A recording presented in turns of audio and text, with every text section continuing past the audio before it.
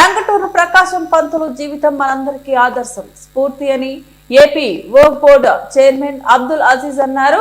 టంగుటూరు ప్రకాశం పంతులు 154వ జయంతిని పురస్కరించుకొని నెల్లూరు నగరంలోని మద్రాసు బస్టాండ్ వద్ద గల ఆయన విగ్రహానికి AP work board chairman Nellore parliament TDP అధ్యక్షులు అబ్దుల్ అజీజ్ పూలమాల వేసి నివాళులర్పించారు. ఈ సందర్భంగా ఆయన మాట్లాడుతూ దేశం కోసం ఆయన చేసిన త్యాగాల వల్లే 150 సంవత్సరాలు దాటినా మనం గుర్తు పెట్టుకుని ఉన్నామని అన్నారు. బానిసత్వం నుంచి విముక్తులను చేసిన వారికి నివాళులర్పించడం మన అదృష్టమని పేర్కొన్నారు. మహానుభావులు కావాలంటే గొప్ప ఇంటి నుంచి రావాల్సిన అవసరం లేదని, స్వార్థం లేకుండా సమాజానికి సేవ చేస్తే మహానుభావులు అవుతారని అన్నారు.